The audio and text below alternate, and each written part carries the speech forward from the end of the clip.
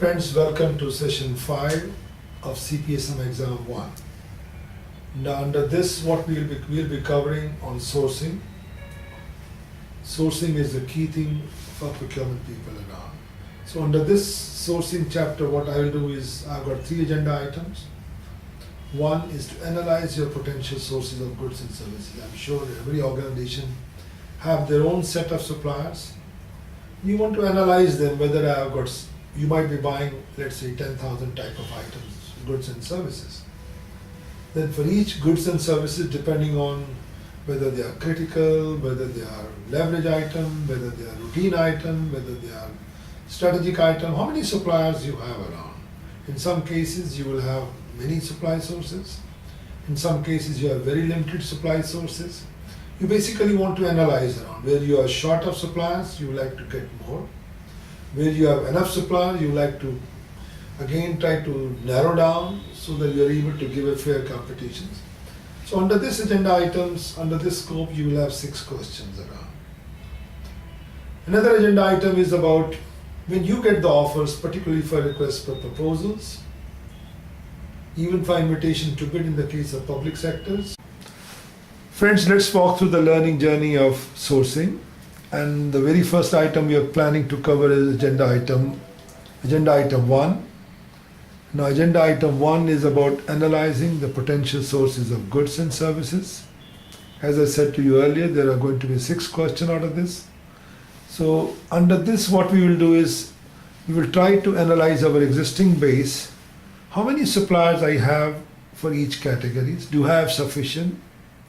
Do I have a bottleneck all the time? Do I need to create more supply sources?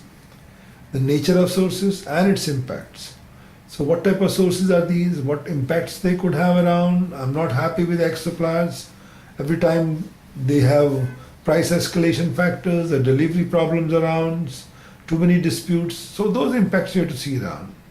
Existing versus new supply sources. If you feel I have existing, I have a comfort level zone, things are going well, do I really need to find new supply sources? So all that thing, strategy you have to develop around. Now, when it comes to supply base analysis, we try to see the degree of competitions. Do I have full and open competitions?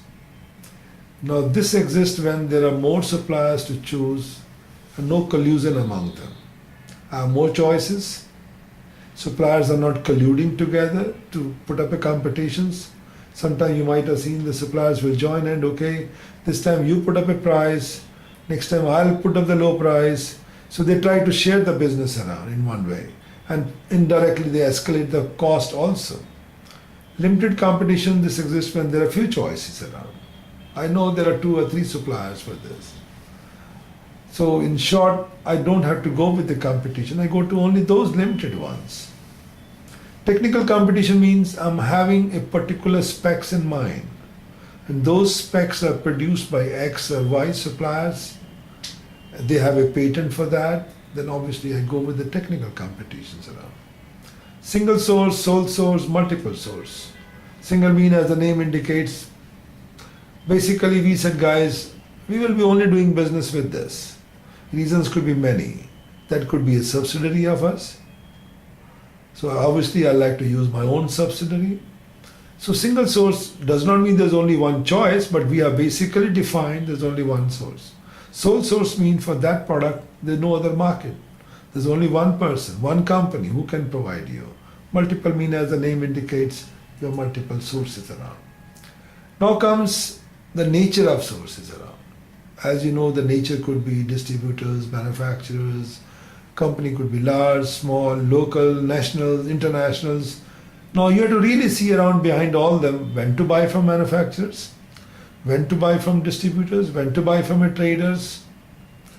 Should I go to a large company? Should I go to a small company? Should I go to a national company? Should I go to the local suppliers? Should I go to international? So there are pros and cons of each. So without going into much more details around, I think you are much more knowledgeable than me on this subject. So I'll just skip over this slide on this basis. I'll touch on the international sourcing. I did touch earlier also in one of the sessions, session 3. So here we're talking around exchange rates. So exchange rate is one which is the most unpredictable. So you might be fixing up, let's say in Indian rupees, if I go a year back, it used to be a dollar equivalent to 50 rupees, today is around 62 rupees. You can imagine that what you have fixed up the rates in the foreign currencies, today if you have to pay around, you have to pay 20% more than what you would have thought around a year back. So it basically comes from your bottom line. Payment processes.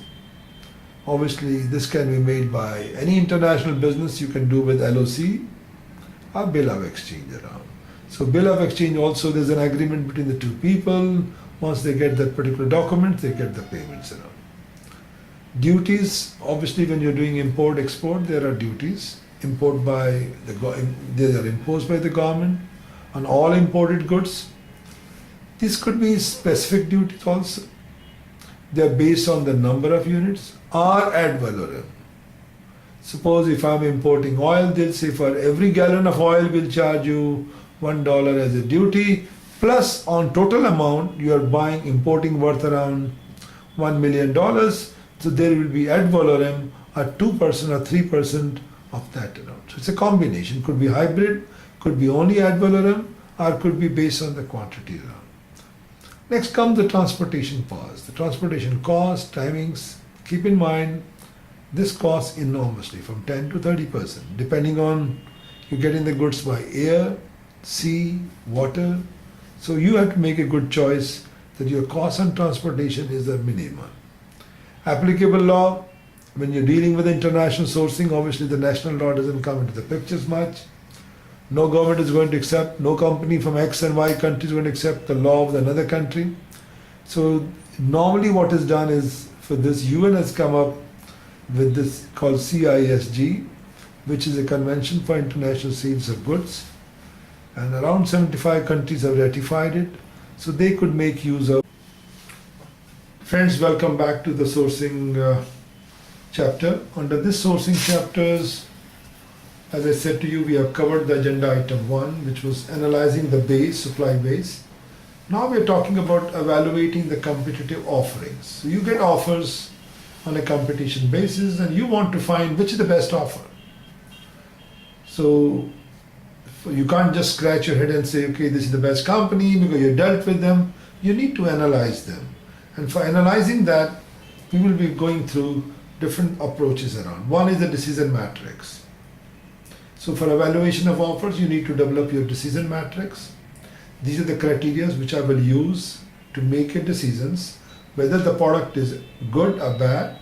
So in the decision matrix, the decision could be that, okay, I give 70% score to technical side and 30% to the price. Price is not important to me, technical is very important to me. Or you may say technical itself is around 90% and price is 10%. So the decision matrix, you go to the technical scoring, technical features and give the score for that. Then you look at the price, then based on the price you give a score. That's what done. Now there are also issues regarding the receiving of offers, controlling of offers, analyzing the offers. So under this we'll talk about how do we receive the offers around. So can anybody receive it? Should there be a fixed place? Should they come in a sealed form? Should they come by email? Should they come by normal fax? So this is, and how do we analyze the offers? Who should analyze it? The next comes offer responsiveness. This also comes up, I got the offers from various suppliers. Are they responsive? The word responsive means, are they meeting my specifications? Are they meeting my requirements? If they're not meeting my requirements, my needs, then they're not responsive. Then we try to do the technical analysis, operational analysis. So technically I try to see the specs of the goods and services. If I'm going for the services alone, I'll see the outputs, what the guy is giving us. Are they matching with my outputs, deliverables, operational analysis. I'll try to do the operationally, whether the product which is being offered operationally makes sense to me, cost and price analysis, offers capability, whether in spite of all being good technically, operationally, but the guy doesn't have capability to offer it. The guy may be just an agent, might be getting the best product from the big company, but doesn't have the right capability to serve you, take and give you backup supports around. And then comes the transportation terms. If I'm importing or buying domestically, then what are the transportation terms? Should I go with FOB? Should I go with CIF? Should I go with DDU? So all those terminologies we have to work it out, and other factors. So these factors, so in evaluation you have to keep in mind all these factors will come into the picture. You need to have decision matrix, you need to develop your guidelines for receiving, you need to develop the analyzing the offers, how do I analyze it, offer responsiveness. So this is all goes into this. Then let's walk through the very first one. The very first one is decision matrix. Now the decision matrix is nothing but you got a score for each you can say attributes around. You define the attributes, noise level should be so much, fuel consumption should be so much, space occupation should be so much, the look should be so and so. You try to give weight to each one. You give a weightage for each ones. Then comes each criteria should be linked to the question in the RFP. So you have a request per proposal. You are saying in RFP, these are my expectations. So then you say, okay, I link with each expectations whether I'm getting the right answers or not. The scores are total to begin with. And now scoring could be 1 to 5. So 1 is the one, let's say the lowest score, which is just meeting your requirements, or below the requirements. 5 is the one which exceeds the requirements. So you could score for each and every questions, for each and every requirements. And after looking at the technical, you say, okay guys, this is my score. And then you develop the total scoring on technical and functional issues around. Now coming back to receiving and controlling and analyzing offers. Now you might be getting by emails. So I mentioned around ERFX. Now to protect the integrity of the supply whole process around, the supply professional should take care of following steps. Record the time and date for each submission. When the offer comes to you, when it was received, this should be documented. Review the submission of completeness. Whether the submission is complete, you might have asked for bid document, bid bond, you might have asked for performance bond, you might have asked for some clarification, you might have asked for performance, annual report, the list of vendors, the list of clients to whom they are supplying around. You might have asked tons of information. Have they given those or not? Then comes review each response for clarity and issue request for. So those are clear or not. Retain all documents for each respondent. Begin response evaluations. Analyze, and analysis should include the decision matrix and total, I would say, the cost of evaluation. So you have to work it out, the total cost part. It is in the decision matrix. It is not just the price alone. Next thing what we look around is, in this whole bidding processes, are the offer responsive. You have asked for specs, which I'm looking for the goods, statement of work, which is for the services. Now these you are trying to get through request per proposal, request for informations, and your RFQ, basically request for qualifications. So you're trying to qualify some companies around. They must meet the specs and thus ensure a level field of competitions around. Are we trying to provide a level field for competition? Quality requirements. So the quality requirements is, as with the specs, offers must comply quality requirements. Terms and conditions. To mitigate risk, each organization has its own boilerplates around. Keep in mind, every supplier has, basically suppliers have also got their own terms and conditions, and the buyer also has their own terms and conditions. So that's very important that you don't change them without consulting your legal people around, because that could affect your liabilities part. Product and service substitute. Now sometime product, they may come with X product you might have asked for, but they come with a substitute for that. You cannot accept until your bidding document says that you can submit your proposals as per our guidelines, as well as if you are want to have some other creative offers, please do come with the alternate offers. Otherwise, you just can't accept it. Use of technical proposals, which are sometimes coming unpriced. Avoid taking unfair advantage of suppliers offering pre-sale technical advice or assistance. So sometimes you get a technical proposals, there's no price at all, and offering more like they're giving you technical advice but nothing more than that. Now come the technical analysis part and operational analysis part. Now the technical analysis is nothing but you have a cross-function team which analyzes, because procurement people are not the technical experts.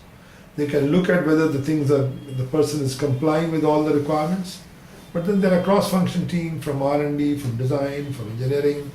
They can see whether the specs which you have asked for are being really offered back or not. So this is where you need to have all team members. Operation part is the one you try to look around, is to verify the economics, ease of use, functional feasibility of the product. So sometimes for this also you do is you visit the site of the companies, what type of facilities they have, what type of safety and security mechanism they have, the cleanliness of the office, employees' morale.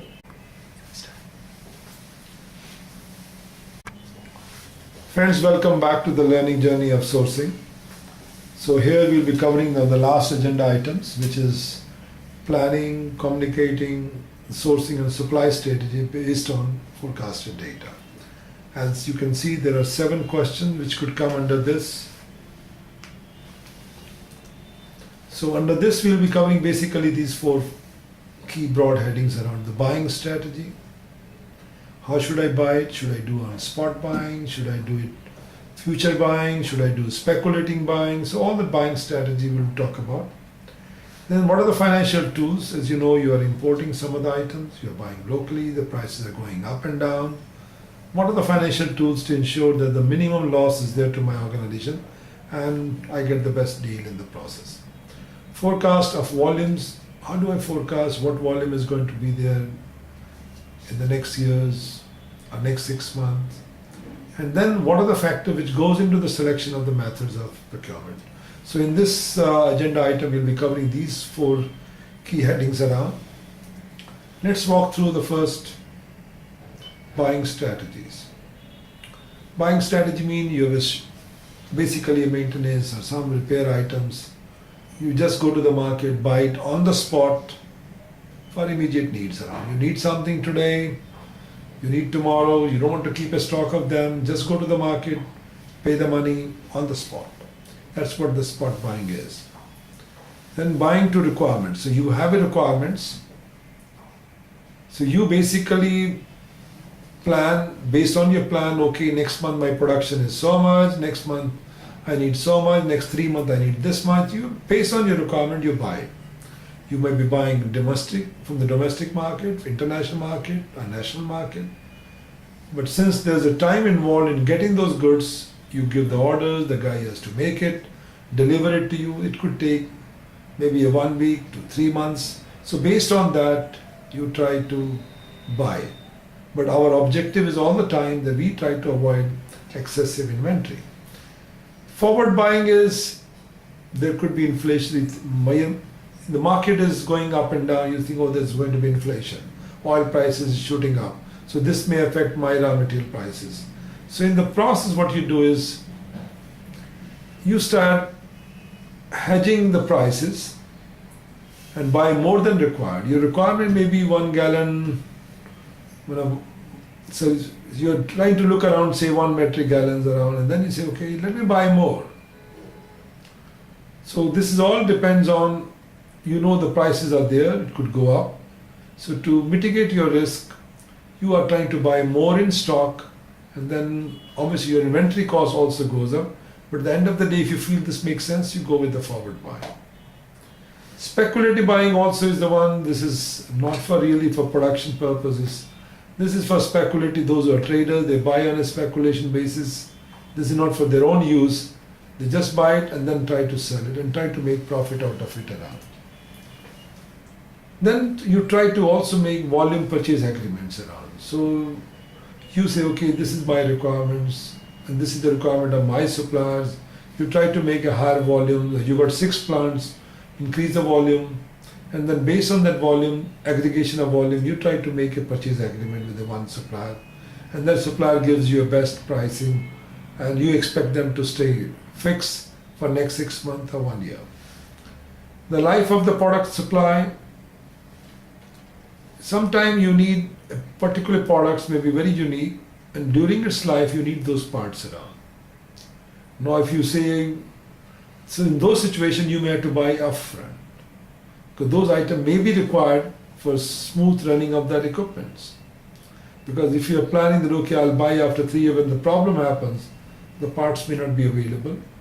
The product might have lost its life and may not be really relevant, may not be available in the market. So sometimes you buy in advance for the life of the product supply. Just in time, it's a philosophy, then a supply management technique. It aims at eliminating waste. So basically the key focus is cut down the waste. Inventory is a waste because your money is blocked around. So it helps you also to improve the quality as well. Next come the buying strategies. So the buying strategy could be, so consignment part. So there is an agreement with the suppliers to stock inventory at the buyer's place. So the consignment mean, so risk is managed by the supplier and they keep the stock at the buyer's place around. So there's a consignment, it comes, okay, they will give me consignment for 2 months, 3 months, they keep in stock at the buyer's place, but the risk is of the supplier. Now there are commodities which are sold and bartered like gold, coffee, these are all commodities. So these commodities are traded in the market. It also includes investment vehicles. Now we look in this commodity business, we look at the market dynamics. So depending on that, your buying strategy would be different. It may not be related to supply and demand of the items. So they are not made by the actual users, you know very well. So when the commodities are being bought, they are mostly the traders. Exchanges could be developed. So you have the exchange for the like metal exchange, where buyers and suppliers can come and sell around. So the market is driven by those the demand and supply. Terminologies, so there can be